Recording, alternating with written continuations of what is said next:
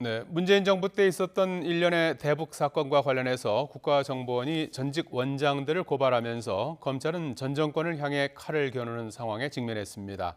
문재인 정부 역시 출범 초기에 적폐 수사라는 이름으로 대대적인 사정을 벌였고 당시에 윤석열 대통령이 선봉에 서기도 했는데 나혜인 기자가 짚어봤습니다.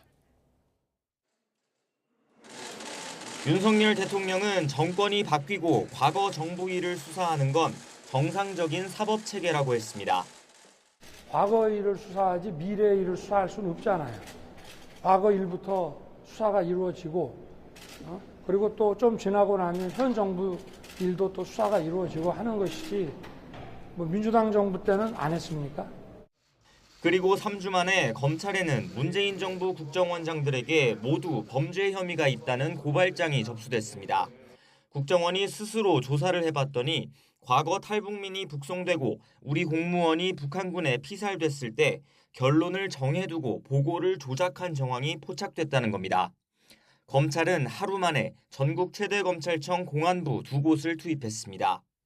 피살 공무원 유족이 고발한 사건에 더해 문재인 정부 청와대부터 국정원, 군, 해경까지 안보기관 전체가 수사망에 올랐습니다.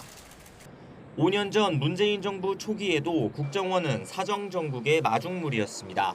서훈 당시 원장이 만든 적폐청산 전담 조직이 이명박 정부 국정원의 여론 공작을 밝혀내 검찰 수사를 의뢰했습니다. 당시 서울중앙지검장이었던 윤 대통령은 군과 경찰의 정치 개입까지 수사를 확대했고 이명박 전 대통령을 구속했습니다. 지금 국정원에선 윤 대통령이 검찰총장 시절 대검찰청 형사부장이었던 조상준 기획조정실장이 실세로 꼽힙니다.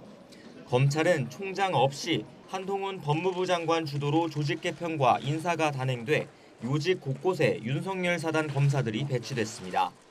대북 사건 말고도 여성가족부 대선 공약 개발 의혹이나 산업부 블랙리스트 의혹 수사 역시 각각 다른 부처로 확대될 조짐이 있습니다.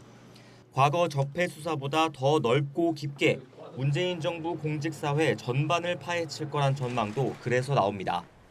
정상적인 사법체계라는 대통령의 말이 공연불이 되지 않으려면 무엇보다 과거 검사들이 비판했던 선택적 수사를 경계해야 한다는 지적이 나옵니다.